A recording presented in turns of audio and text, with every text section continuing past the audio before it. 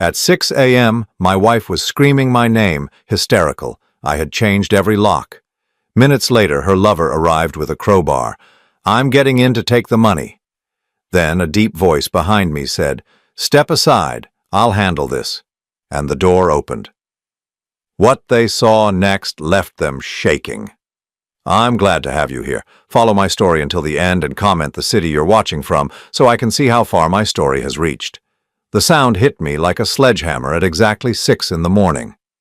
Charlotte's voice, shrill and desperate, cutting through the January cold like a knife through silence. "Joseph! Joseph, open this damn door! I know you're in there!" I sat on the edge of my bed, still in my pajamas, my hands trembling as I gripped my coffee mug. The ceramic was warm against my palms, but it did nothing to stop the chill that had settled in my bones since December 23rd. That was the day I found the hotel receipts, the day I discovered that my wife of 28 years had been living a double life. The pounding on the front door grew more violent. I could hear her heels clicking frantically on the wooden porch as she paced back and forth. Through the bedroom window, I caught glimpses of her platinum blonde hair catching the early morning light.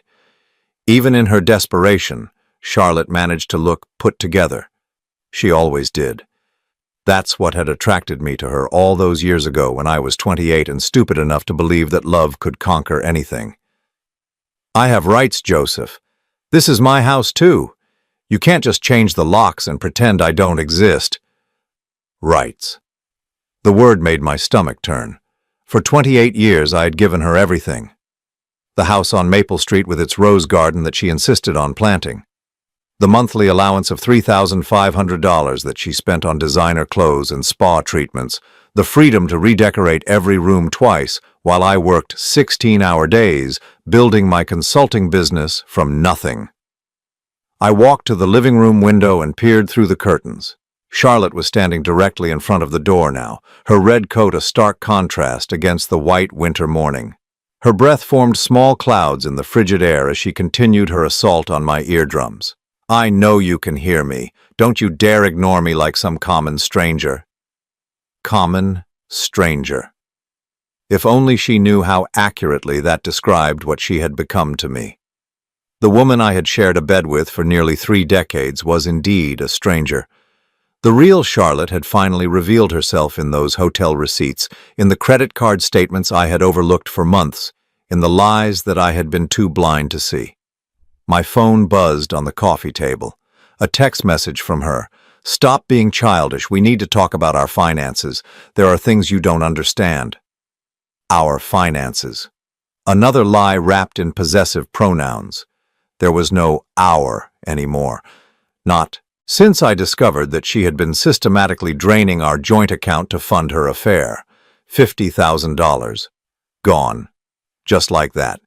Transferred to accounts I had never seen before, spent on weekends I was told were girls' trips to the spa. The banging intensified, and I could hear her voice breaking with frustration. "Fine, you want to play games? I'll show you games. Derek is coming and he's not as patient as I am." Derek. Even hearing his name made my chest tighten with a mixture of rage and humiliation. Derek Molina, 37 years old, personal trainer at the gym where Charlotte had been working on her health for the past 2 years. I had encouraged her to join. I had even paid the membership fees, proud that my wife was taking care of herself. What a fool I had been. Through the window, I watched as Charlotte pulled out her phone and made a call. Her voice dropped to a whisper, but the cold air carried fragments of her conversation. "Yes, it's me. He changed the locks. No, he won't listen. You need to come now and bring the thing we discussed." The thing we discussed. Ice formed in my veins as I processed the implication. What exactly had they discussed? How far were they willing to go to get what they wanted? I moved away from the window and walked to my home office. The room smelled like leather and old books, a sanctuary I had created over the years. My grandfather's desk sat in the corner, covered with financial documents I had been reviewing obsessively since discovering the truth. Bank statements, investment portfolios, business records, everything I had built, everything I had worked for, laid out like pieces of a puzzle I was desperately trying to solve. The phone rang, Charlotte's number. I let it go to voicemail, but she called again immediately, and again. On the fourth attempt, I answered. "What do you want, Charlotte?" "Oh, so you are alive?"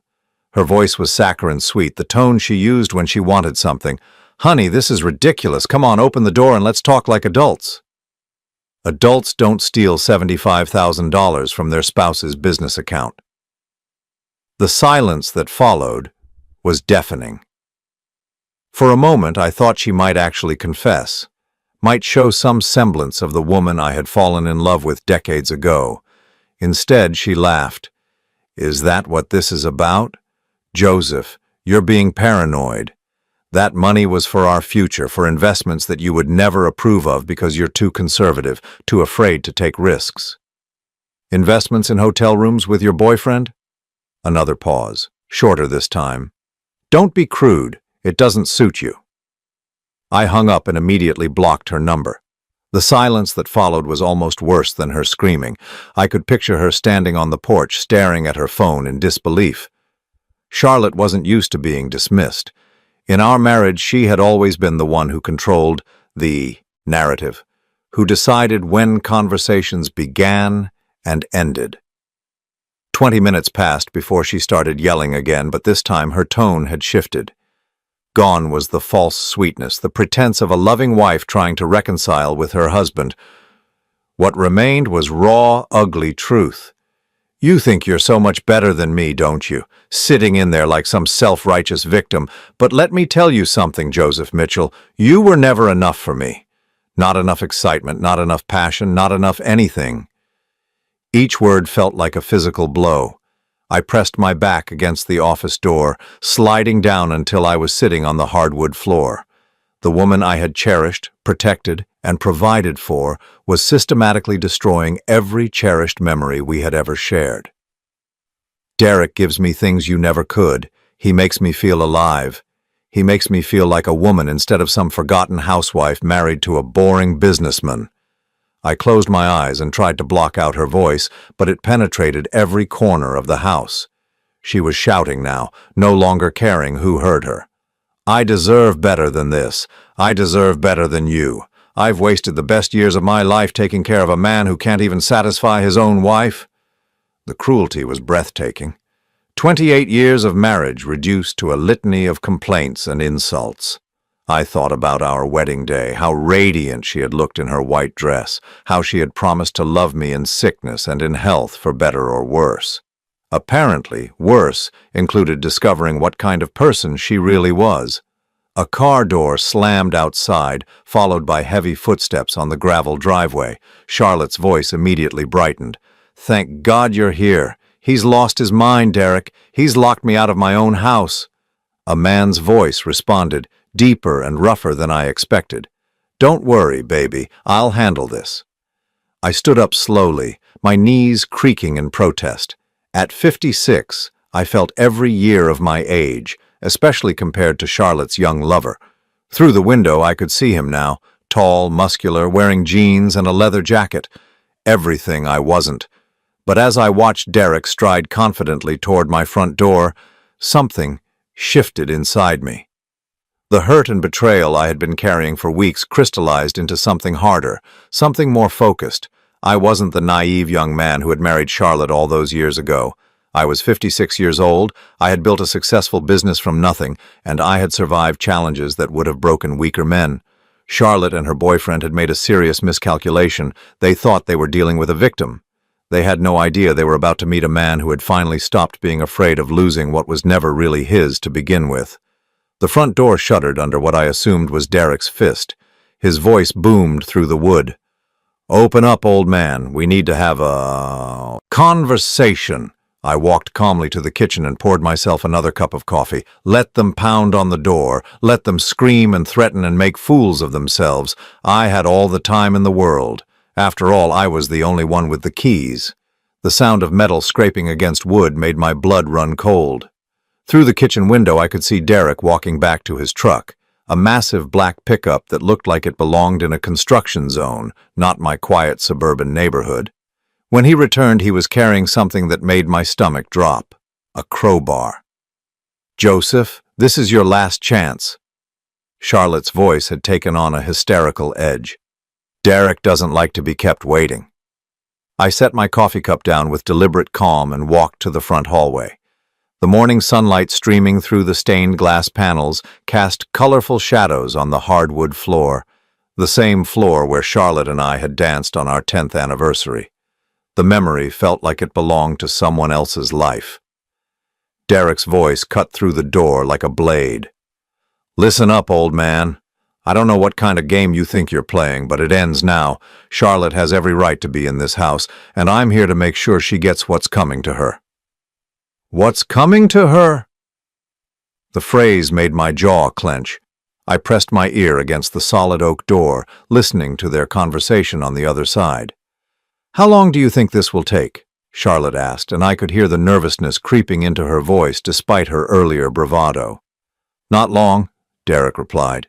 "These old doors aren't built to keep out someone who really wants in. Besides, what's he going to do, call the cops and tell them what? That his wife wants to come home?" They both laughed, and the sound was like nails on a chalkboard. These two people were standing on my property, plotting to break into my home, and they found it amusing. "Just be careful with the door," Charlotte said. "We don't want to damage anything unnecessarily. After all, I'll be living here again soon." Living here again soon. The audacity was staggering. Did she really believe that after everything she had done, after every lie and betrayal, she could simply force her way back into my life? The first strike of the crowbar against the doorframe sent vibrations through my entire body. The sound was violent, destructive, and it transformed something fundamental inside me. This wasn't just an attack on my property. It was an assault on everything I had built, everything I had worked for. "That's it, baby," Charlotte encouraged. "A few more hits and we'll be inside." "This door is stronger than I expected," Derek grunted between strikes. "Your husband might be a boring old fool, but he doesn't cheap out on home security." "Trust me," Charlotte replied with venom in her voice. "Joseph is cheap about everything that matters.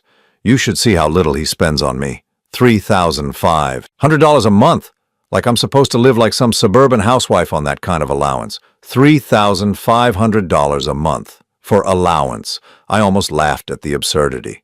That was more than most families made in total income, and she spoke about it like poverty wages. Derek's crowbar struck again, this time with more force. I could see the doorframe starting to splinter near the hinges. "Don't worry about money anymore, sweetheart," Derek said, breathing heavily from his efforts. "Once we get inside and you show me where he keeps his important papers, we'll have access to everything. The house, the business, all of it." "He's probably hidden everything," Charlotte replied, and I could hear her pacing on the porch. "Joseph's paranoid about finances, always has been. But I know where he keeps his safe. I know where he keeps everything that matters. The safe." My blood turned to ice. Charlotte knew the location of my safe because she was my wife, because I had trusted her with my most important possessions. Insurance papers, business documents, my grandfather's war medals, my mother's jewelry, everything I valued was in that safe, everything that represented my family's legacy. "How much do you think he's really worth?" Derek asked, pausing in his assault on my door. Charlotte's laugh was cold and calculating. "More than he'll ever admit. The business alone brings in over $200,000 a year, and that's just what I know about. Plus, he inherited this house from his parents, so there's no mortgage. And the investments." She trailed off, but I could practically hear her mental calculations. "Investments? Joseph's grandfather left him a portfolio that he's been adding to for 30 years. Conservative stuff, but it's probably worth close to $500,000 by now. Maybe more." Derek whistled low. "No wonder you stayed married to him for so long." The casual cruelty of the comment hit me like a physical blow. Charlotte had stayed married to me for my money. All those years when I thought we were building a life together, she was simply enduring my presence while planning her exit strategy. "It wasn't easy," Charlotte continued, her voice growing more animated as she shared her secrets. Do you know how hard it is to pretend to love someone for 28 years? To smile and nod when he talks about his boring business deals, to act grateful when he brings me flowers or plans those stupid romantic dinners? Stupid romantic dinners. I thought about all the anniversaries I had carefully planned, all the surprise weekend getaways, all the small gestures I had made to show her I loved her. In her mind, they had been nothing but burdens to endure. But it was worth it, she continued. Now we can take everything and start fresh. You and me, Derek. We can travel, live somewhere exciting, do all the things I've been dreaming about while I was stuck in this suburban prison. The crowbar struck again, and I heard wood splintering. Derek was making progress, and I estimated he would breach the door within 10 more minutes. I needed to make a decision. I could call the police, but Charlotte was technically still my wife, with legal rights to the property. I could try to reason with them, but they had already made it clear that reason wasn't part of their strategy. "Tell me about the safe," Derek said, breathing hard from his exertion. "It's behind the painting in his office, the one of the lighthouse. It's a stupid sentimental picture from our honeymoon, but he's always been attached to meaningless things like that." Meaningless things. The painting she was referring to showed the lighthouse where we had spent our first night as husband and wife. I had commissioned it as a gift for our 5th anniversary, and Charlotte had smiled when I hung it in my office. Another performance, another lie in a marriage built on deception. "What's the combination?" Charlotte's laugh was triumphant. "His mother's birthday. Joseph's not creative about these things. It's 07/09/1934. I closed my eyes, feeling sick. She was right, the combination was my mother's birthday. I had chosen it because my mother had always liked Charlotte, had welcomed her into our family with open arms. Even on her deathbed, my mother had made me promise to take care of Charlotte, to love her no matter what challenges we might face. If my mother could see this moment, could hear her beloved daughter-in-law betraying every confidence, violating every trust, it would have broken her heart all over again. The crowbar strikes became more rhythmic, more determined. Derek had found his rhythm and the door was beginning to give way. "Once we're inside," Derek said, "I want you to gather up anything valuable that we can carry easily. Jewelry, cash, important documents. We'll come back later with a truck for the bigger stuff." "What about Joseph?" Charlotte asked, and for a moment I wondered if she might show some concern for my welfare. "What about him? He's just one old man. If he tries to cause trouble, I'll handle it." Handle it. The threat was unmistakable. Derek wasn't just planning to rob me. He was prepared to use violence if I resisted.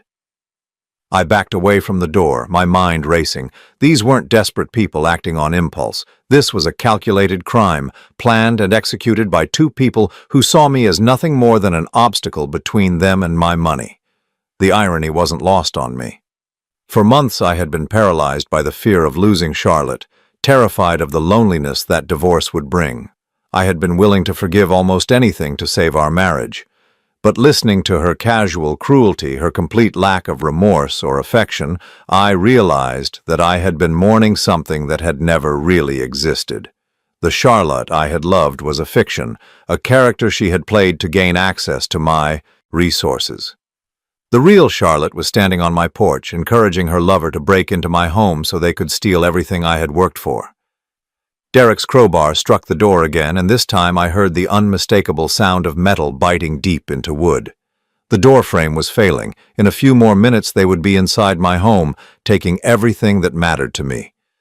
But as I stood in my hallway, surrounded by 28 years of memories that had all turned out to be lies, I felt something unexpected: relief. The woman I had been trying so desperately to save had just shown me exactly who she really was. And for the first time in months, I knew exactly what I needed to do. I walked to my office and picked up my phone. But instead of calling the police, I dialed a different number, one I hadn't called in far too long. "Marcus," I said when my brother answered, "I need your help." The phone call to Marcus lasted less than 60 seconds. My younger brother had always been a man of few words, especially since his military days. When I told him what was happening, there was a long pause, then simply, "I'm 20 minutes away. Don't open that door until I get there. 20 minutes. I looked at my splintering doorframe and wondered if it would last that long. Derek's crowbar was making steady progress, each strike sending wood chips flying onto my hardwood floor.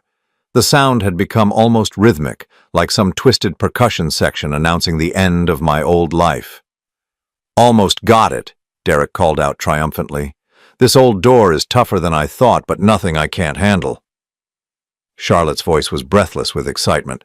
"I can't wait to get inside. Joseph's probably hiding in there like a scared little mouse. He was always such a coward when confronted with real conflict." A coward. After 28 years of marriage, that's how she saw me. Not as a man who had worked himself to exhaustion, building a business that supported her lifestyle. Not as a husband who had prioritized her happiness above his own countless times. Just a coward. Maybe she was right. Maybe I had been a coward for staying silent when she criticized everything I did. Maybe I had been a coward for pretending not to notice when she started coming home at midnight smelling like another man's cologne. Maybe I'd been a coward for hoping our marriage could be saved even after discovering her betrayal.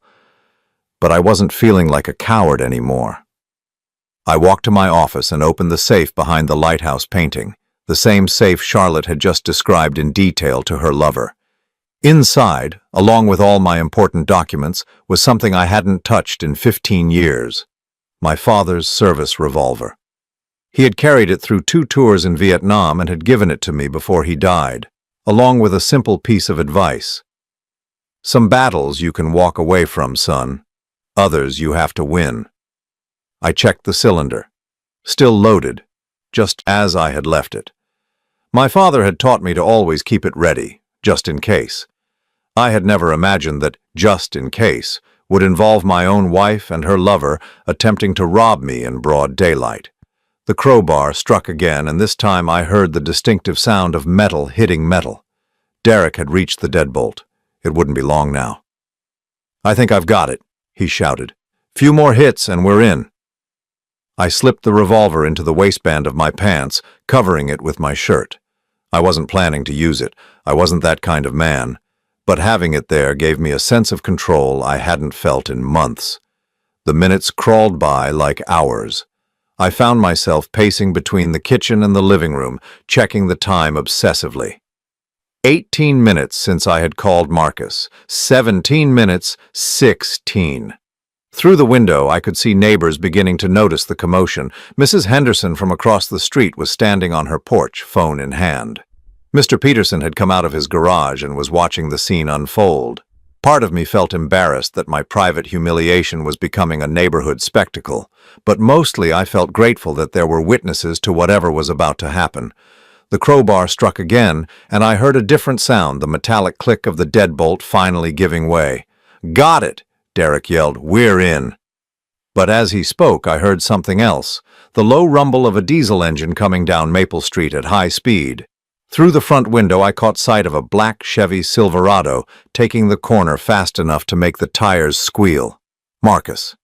The truck pulled into my driveway with a spray of gravel, coming to a stop just inches from Derek's bumper. The driver's door opened and my brother stepped out. If Derek was intimidating, Marcus was terrifying. 6 feet 4 inches of solid muscle with arms like tree trunks and a face that looked like it had been carved from granite. He had been a drill sergeant for 12 years before retiring from the Army, and he still carried himself like a man who expected immediate obedience from everyone around him. But Marcus hadn't come alone. 2 more vehicles pulled into my driveway in quick succession. The first was a silver BMW driven by a man in an expensive suit who could only be a lawyer. The second was a nondescript sedan that disgorged a woman with a camera and a man carrying what looked like recording equipment. Charlotte and Derek stood frozen on my porch, Derek still holding his crowbar, both of them staring at the small army that had just assembled in my front yard. Marcus walked slowly toward the house, his boots crunching on the gravel. When he spoke, his voice carried the kind of authority that made grown men snap to attention. Derek Molina, age 37, currently employed at Gold's Gym on Riverside Drive. Marcus read from a small notebook as he walked. Divorced from Linda Molina in 2000 and 21 due to infidelity. Currently 3 months behind on child support payments totaling $2,400. Has outstanding warrants for unpaid traffic violations in 2 counties. Derek's face went white. Who the hell are you? Charlotte Elaine Mitchell, née Williams, Marcus continued, ignoring Derek's question. Born April 15, 1972. Currently unemployed but receiving monthly stipend of $3,500 from spouse. Has been systematically transferring money from joint accounts to personal accounts since October of 2022. Total amount diverted, $75,837. Charlotte's mouth opened and closed like a fish gasping for air. Who gave you that information? I walked to the front door, my hand resting on the revolver in my waistband. Through the damaged wood, I could hear everything clearly. Marcus smiled, but it wasn't a friendly expression. My name is Marcus Mitchell, and I'm a licensed private investigator. This is Robert Thompson from Thompson & Associates, and these are Jennifer and Paul from Diamond Investigations. We've been documenting your activities for the past 6 weeks. 6 weeks? I felt a surge of gratitude toward my brother, so powerful it almost knocked me over. While I had been wallowing in self-pity and trying to figure out how to save my marriage, Marcus had been quietly building a case against the people who were trying to destroy me. The man in the expensive suit, Robert Thompson, stepped forward and handed Derek an official-looking document. Mr. Molina, this is a restraining order preventing you from coming within 500 feet of this property or Joseph Mitchell. Violation of this order is a felony. Derek stared at the paper like it was written in a foreign language. This is bullshit. Charlotte has every right to be here. Actually, Thompson replied smoothly, she doesn't. Mrs. Mitchell was served with divorce papers yesterday morning at her sister's house, where she has been living since January 15th. As of noon yesterday, she has no legal claim to this property. Yesterday morning. While I had been sitting in my house feeling sorry for myself, my legal team had been taking action. I hadn't even known I had a legal team. Charlotte found her voice, though it was higher and shriller than usual. Joseph, come out here and tell them this is all a mistake. I took a deep breath and opened what was left of my front door. The cool January air hit my face like a slap, but it felt refreshing after being trapped inside for so long. Derek raised his crowbar when he saw me, but Marcus was beside him in 2 quick strides. Without any visible effort, he twisted the tool out of Derek's hands and tossed it aside. It clattered on the concrete like scrap metal. Assault with a deadly weapon, Marcus noted calmly. Jennifer, did you get that on camera? The woman with the camera nodded. Every second of it. I looked at Charlotte, really looked at her for the first time in months. She was still beautiful, 52 years old but looking closer to 40 thanks to all those spa treatments I had paid for. But there was something in her eyes I had never seen before. Genuine fear. Joseph, she said, her voice suddenly small and pleading, honey, we can work this out. We don't need lawyers and investigators. This is between us. No, Charlotte, I replied, surprised by how steady my own voice sounded. This stopped being between us the moment you decided to steal my money and break into my house. Thompson stepped forward with another set of documents. Mrs. Mitchell, you're being served with a civil suit for theft, fraud, and intentional infliction of emotional distress. The state of Texas takes a very dim view of spouses who systematically loot joint assets while planning to abandon their marriage. Charlotte's face crumpled. I never meant for it to go this far. I just wanted to be happy. You wanted to be happy with my money, I corrected. There's a difference. Derek, perhaps sensing that the situation had spun completely out of his control, tried to back away toward his truck. Marcus stepped into his path. Where do you think you're going, Mr. Molina? Look, man, I didn't know she was married when we started dating. She told me she was divorced. The lie was so blatant, so easily disproven that even Charlotte looked shocked. Derek, that's not true. I told you everything about my situation. Did you? Derek's voice turned nasty. Did you tell me about the private investigators? Did you tell me about the restraining orders? Because if you had, I sure as hell wouldn't be standing here with my ass hanging in the wind. And just like that, the partnership between Charlotte and Derek began to crumble. Under pressure, their mutual loyalty evaporated like morning dew. Marcus pulled out his phone and dialed a number. This is Mitchell. We need a patrol unit at 62 Maple Street for attempted burglary and assault with a deadly weapon. Yes, we have everything documented.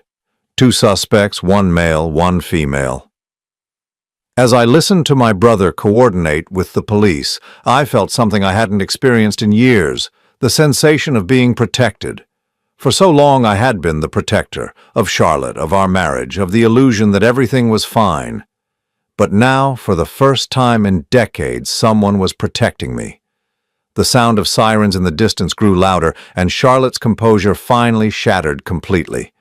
"Joseph, please, don't let them arrest me. I'm your wife." I looked at her one more time, this woman who had shared my bed and my life for 28 years, and felt nothing but pity. "No, Charlotte," I said quietly. "You're just someone I used to know." The police arrived within minutes, their red and blue lights painting my quiet neighborhood in alternating colors of authority. I watched through my damaged doorway as Officer Martinez stepped out of the first patrol car, his expression serious but not surprised. Apparently, domestic calls involving property destruction weren't unusual for him. Marcus approached the officer with the easy confidence of someone who had dealt with law enforcement many times before. They spoke quietly for several minutes while Jennifer continued filming and Paul adjusted his recording equipment. Charlotte and Derek stood awkwardly on my porch, both of them looking like they wanted to run but knowing they had nowhere to go. "Mr. Mitchell?" Officer Martinez walked toward me, his hand resting casually on his equipment belt. "I understand there's been an attempted break-in?" "That's correct." I gestured toward the splintered doorframe. "My estranged wife and her boyfriend used a crowbar to try to force entry into my home." Derek stepped forward, his chest puffed out in a display of false confidence. "Now wait just a minute. Charlotte has every right to enter her own house. This guy changed the locks illegally." Officer Martinez looked at Derek with the weary expression of a man who had heard every possible excuse. "And you are?" "Derek Molina? I'm Charlotte's friend." "Her friend." Martinez made a note in his pad. "And what's your role in this property dispute between husband and wife?" "I'm here to protect her rights," Derek replied, though his voice had lost some of its earlier bravado. Thompson stepped forward with his briefcase. "Officer Martinez, I'm Robert Thompson, Mr. Mitchell's attorney. I have documentation that might clarify the legal situation here." As Thompson spread papers across the hood of the patrol car, Marcus approached me with his own folder, a thick manila envelope that looked ominous in the morning light. "Joseph," he said quietly, "there are things you need to see, things I discovered during my investigation that go beyond just the money." I felt my stomach tighten. "What kind of things?" Instead of answering, Marcus opened the folder and handed me a stack of photographs. The first few showed Charlotte and Derek at various restaurants and hotels, clearly intimate and clearly not trying to hide their relationship. But as I continued through the stack, the images became more disturbing. Charlotte at a bank speaking with a loan officer, Charlotte at a real estate office looking at property listings, Charlotte at a lawyer's office that definitely wasn't Thompson's firm. "She wasn't just stealing money," Marcus explained. "She was planning to disappear with it." He handed me another document, a rental agreement for a house in Cancun, Mexico. The lease was for 1 year, starting February 1st, just 2 weeks away. The monthly rent was $4,000, and the document was signed by both Charlotte and Derek. "They were going to take your money and leave the country," Marcus continued. "Derek has family in Mexico. They could have disappeared for years before anyone found them." I stared at the rental agreement, my hands shaking. Not only had Charlotte been betraying me emotionally and financially, she had been planning to vanish from my life completely, taking everything I owned and leaving me with nothing. Officer Martinez finished reviewing Thompson's documents and walked back toward us, his expression grim. "Mrs. Mitchell, you need to understand that changing locks on marital property is not illegal when divorce proceedings have been initiated. You have no legal right to force entry into this home." Charlotte's face flushed red. "Divorce proceedings? Joseph, what is he talking about?" Thompson opened his briefcase and pulled out yet another set of papers. "Mrs. Mitchell, You were served with divorce papers yesterday morning. According to my records, you signed for the certified mail at 9:43 a.m. I never opened that envelope, Charlotte protested. I thought it was junk mail. Ignorance of legal documents doesn't negate their validity, Thompson replied smoothly. As of yesterday, you have no claim to this property. Your attempted entry this morning constitutes breaking and entering. Derek, who had been growing more agitated by the minute, suddenly exploded. This is all bullshit. Charlotte told me her husband was some weak old man who wouldn't fight back. She said we could take whatever we wanted. The admission hung in the air like a toxic cloud. Even Charlotte looked stunned by Derek's casual betrayal of their conspiracy. Marcus smiled grimly and gestured toward Jennifer, who was still filming everything. Thank you for that confession, Mr. Molina. That should make the prosecutor's job much easier. Derek's face went white as he realized what he had just done. I want a lawyer. That's your right, Officer Martinez replied, but first we need to discuss the charges you're facing. As Martinez began explaining Derek's legal situation, Marcus pulled me aside again. Joseph, there's more. Things that are going to be hard to hear. He handed me another photograph. This one showed Charlotte at what appeared to be a medical clinic, holding hands with a woman I didn't recognize. Her sister? I asked. No. Marcus's voice was gentle but firm. That's Dr. Sarah Hendricks. She's a psychiatrist who specializes in what they call divorce strategy counseling. I frowned. What's that supposed to mean? It means Charlotte has been planning this divorce for over a year, Marcus explained. Dr. Hendricks helps women maximize their settlements by documenting emotional abuse, financial manipulation, and psychological trauma. Charlotte was building a case to take everything you own. The world seemed to tilt sideways. Emotional abuse, financial manipulation. I gave her everything she wanted. That's not how she was going to present it in court, Marcus continued. According to Dr. Hendricks's notes, which I'd obtained through a private investigator's sources, Charlotte was claiming that you were controlling, emotionally distant, and financially abusive. She was going to argue that her affair was a result of your neglect and that she deserved significant compensation for years of psychological damage. I felt sick.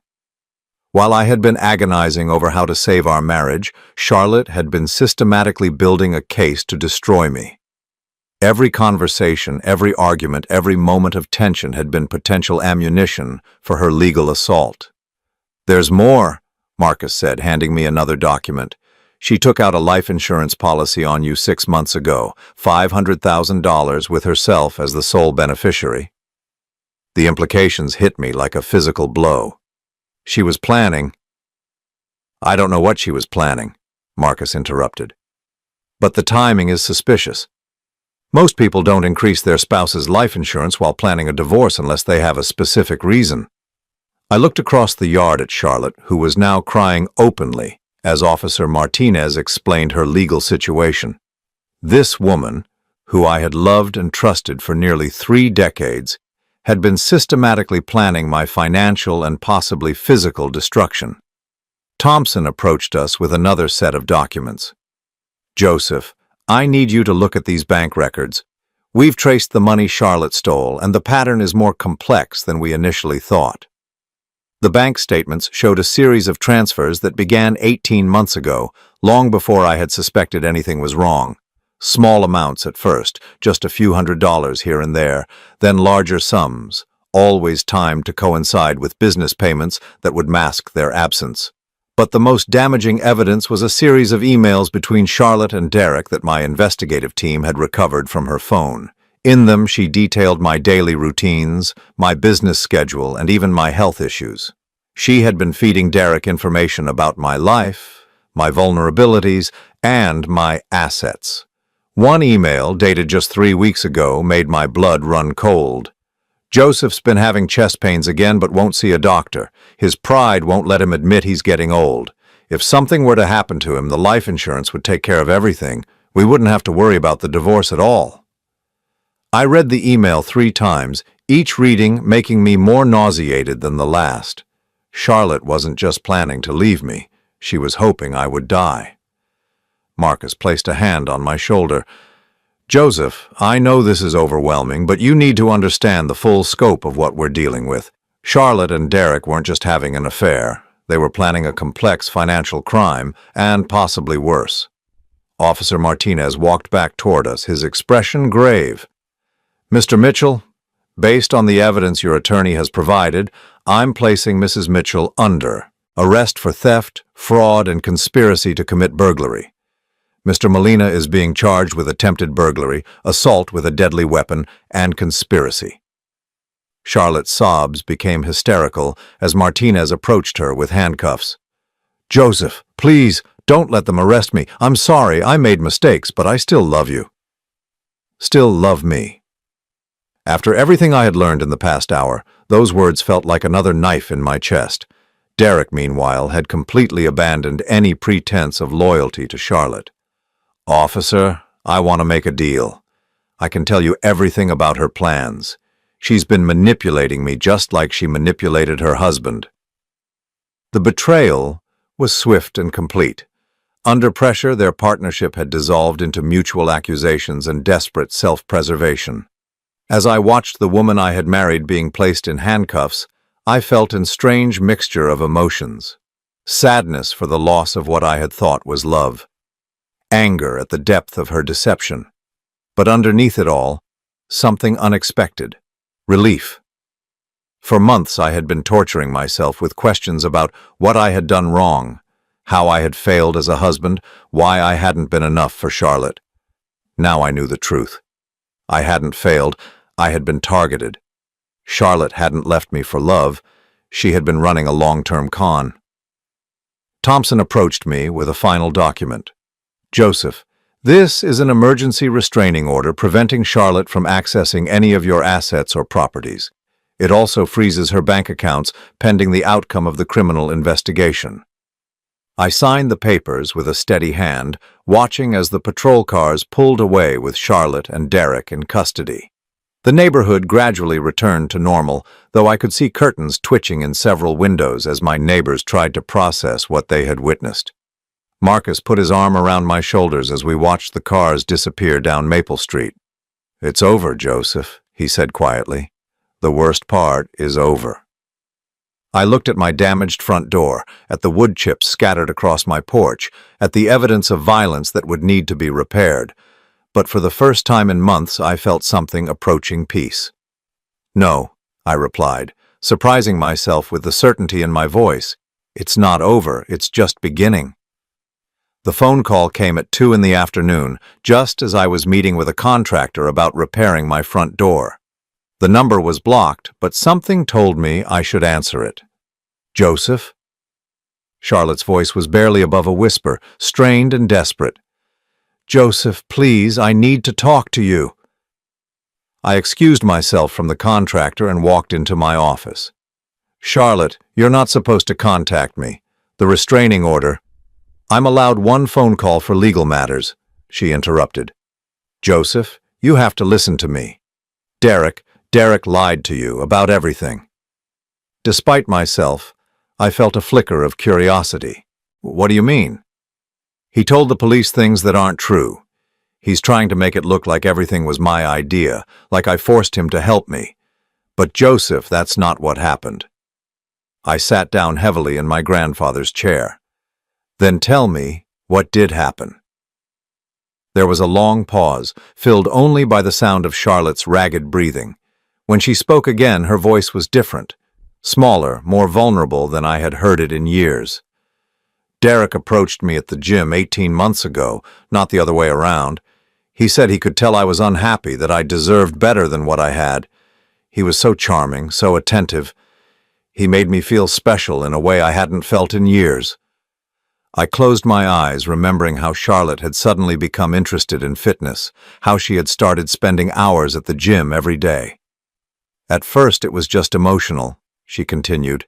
Someone to talk to, someone who listened to my problems, but then Derek started asking questions about you, about our finances, about our marriage. He said he was just trying to understand my situation, but now I realize he was gathering information. Information for what? For this, her voice broke.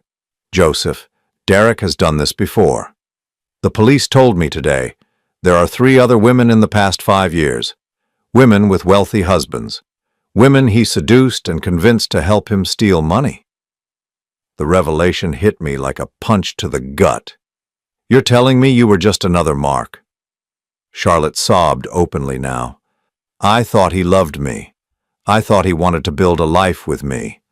But when the police arrested us, when everything fell apart, he threw me away like garbage. He told them I was the mastermind, that I threatened him if he didn't help me. Joseph, I've never threatened anyone in my life. I found myself believing her, not because I wanted to, but because it matched what I had observed about Derek's character. He was a predator who targeted vulnerable women, and Charlotte, despite all her faults, had been vulnerable in her own way. What about the money you stole? I asked. $75,000 doesn't just disappear by accident. Derek said it was for our future together, Charlotte replied miserably. He said we needed to build a nest egg so we could start fresh somewhere else. He told me it wasn't really stealing because half of everything was mine anyway, as your wife. I believed him because I wanted to believe him. I rubbed my temples, feeling a headache building. And the house in Mexico? The life insurance policy? The house was Derek's idea. He said Mexico was beautiful, that we could live like royalty there on American money. As for the insurance, she trailed off. As for the insurance? Derek said it was just smart financial planning. He said most couples our age had larger policies than we did. I never thought about what it meant until today when my lawyer explained what the police think we were planning. The implications were clear. Derek hadn't just been planning to steal my money, he had been planning to collect on my life insurance policy. Charlotte may have been his accomplice, but she had also been his unwitting tool. Charlotte, I said carefully, did Derek ever suggest ways that something might happen to me? Any accidents or health scares? The silence stretched so long I thought she had hung up. Finally she whispered, "He used to joke about your chest pains. He said stress was a killer for men your age, that I should stop nagging you about things because the pressure might give you a heart attack. He said it like he was being protective. But now we both understood what Derek had really been suggesting. Joseph, I know I've made terrible mistakes. I know I've hurt you in ways that can never be forgiven. But I need you to know that I never wanted you to be hurt physically. Whatever Derek was planning, I was too blind to see it." I believed her, though it didn't change anything between us. Charlotte had been foolish, selfish, and cruel, but she hadn't been a would-be murderer. Derek, on the other hand, was something much more dangerous. "What do you want from me, Charlotte?" "I want to make this right," she said urgently. "I want to testify against Derek to tell the police everything I know about his operation, but my lawyer says I'll need cooperation from you to make a deal with the prosecutor." "What kind of cooperation?" "A statement saying that you believe I was manipulated, that Derek was the real mastermind. In exchange, I'll plead guilty to the theft charges and agree to pay back every penny I took, plus interest." I considered her offer. Part of me wanted to see Charlotte punished to the full extent of the law for what she had done to our marriage and my trust. But another part of me, the part that had once loved her, felt something approaching pity. "I'll think about it," I told her. "Joseph, there's something else. Derek made bail this morning. His family posted $50,000 to get him out." My blood ran cold. "He's out of jail?" His lawyer argued that he was a low-flight risk because of his job and his ties to the community. "But Joseph, you don't know Derek like I do now. He blames you for ruining his plan. He's not just angry, he's dangerous." I walked to my office window and looked out at the quiet suburban street. Everything looked normal, peaceful, but I couldn't shake the feeling that I was being watched. "Have you told the police about this?" "They say there's nothing they can do unless he violates the restraining order. But Joseph, a piece of paper isn't going to stop Derek if he decides he has nothing left to lose." After I hung up, I called Marcus immediately. He arrived within 30 minutes bringing 2 other men I didn't recognize. Both looked like they had military or law enforcement backgrounds. "Derek posted bail," I told Marcus as soon as he walked in. "I know." Marcus's expression was grim. I've been monitoring the situation. That's why I brought backup. He gestured toward the two men. This is Ray and Tommy. They work for my security company. They're going to be staying here until Derek is back in custody. You think Charlotte was right about him being dangerous? Marcus nodded. I've been digging deeper into Derek's background. The pattern with previous victims is always the same: seduction, theft, and when things go wrong, violence. 2 of his previous marks ended up in the hospital with suspicious accidents. Accidents? Car brake failure, a fall down a flight of stairs, nothing that could be definitively proved, but the pattern is there. I felt a chill that had nothing to do with the January weather. So what do we do? We wait, Marcus replied, and we stay alert. Derek thinks he's smart, but he's also desperate now. Desperate men make mistakes. The call came at 11 that night. I was in my living room trying to read, but mostly just listening to every sound the old house made when my phone buzzed. The number was Derek's. You ruined everything. His voice was slurred with alcohol and rage. I had it all planned out, everything was perfect, and you had to go and play detective. Derek, you need to hang up, I said calmly, though my heart was pounding. You're violating the restraining order. Fuck the restraining order, he screamed. You think some piece of paper is going to protect you? You think your brother and his soldier boys are going to be there every minute of every day? I could hear him breathing heavily, could almost picture him pacing and working himself into a fury. I could have been set for life, he continued. Charlotte was the perfect mark. Rich husband, unhappy marriage, desperate for attention. All I had to do was wait for you to have your little heart attack and boom, $500,000, no questions asked. But that didn't work out for you, did it? No, it didn't work out. Derek's voice rose to a shout. Because you had to go and get suspicious. You had to start asking questions. You had to ruin everything. Derek, whatever you're thinking of doing. I'm not thinking anymore, he interrupted. I'm done thinking. I'm done planning. I'm done being careful. You want to play hardball? Fine, let's play hardball. The line went dead. I immediately called Marcus, who was staying in the guest room upstairs. He was in my living room within seconds, fully dressed and alert. He just called, I told him. He's drunk and angry and making threats. Marcus nodded grimly and pulled out his own phone. Ray, Tommy, we have a situation. Derek just called Joseph with direct threats. I know, stay alert. He hung up and turned to me. Ray's in the house across the street. Tommy's in the backyard. If Derek shows up tonight, we'll be ready. What if he doesn't show up tonight? What if he waits? Marcus smiled, but it wasn't a pleasant expression. Then he'll be waiting for nothing. Because tomorrow morning the prosecutor is filing additional charges against him. Stalking, terrorist threats, and violation of a protective order. This phone call just bought Derek another 5 years in prison. I stared at my brother. You recorded the call? I've been recording all your calls since this morning. Everything Derek just said is going straight to the district attorney's office first thing tomorrow. For the first time in hours, I felt myself relax slightly. Derek thought he was hunting me, but in reality, he had just walked into a trap. Marcus, I said, remind me never to get on your bad side. He chuckled. Trust me, little brother. After 28 years of watching Charlotte walk all over you, I'm just getting started. Derek picked the wrong family to mess with. Outside, the wind picked up, rattling the windows of my old house. Somewhere in the darkness, Derek was probably plotting his next move, convinced that he could still salvage his failed scheme. But he didn't know what I was beginning to understand. That sometimes the best defense isn't running or hiding. Sometimes it's standing your ground and letting your enemies destroy themselves. 6 months later, I stood in my kitchen making coffee for 2, a habit I had thought I would never enjoy again. The morning light streamed through windows that no longer felt like prison bars, illuminating a space that had been transformed from a monument to broken promises into something that finally felt like home. The legal proceedings had concluded 3 weeks ago. Charlotte pled guilty to theft and fraud charges, receiving 2 years of probation and an order to repay the $75,837 she had stolen, plus interest.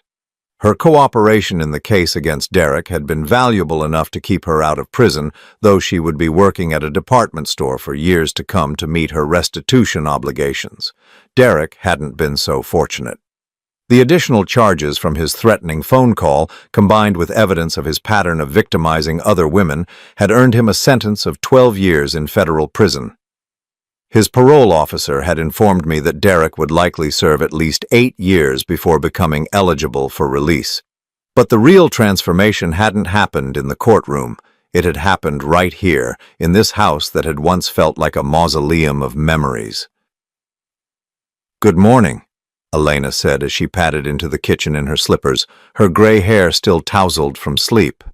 At 62, she was 6 years older than me, a widow who had lost her husband to cancer 3 years earlier. We had met at a grief counseling group that Marcus had insisted I attend, though my grief hadn't been for a death, but for the death of an illusion.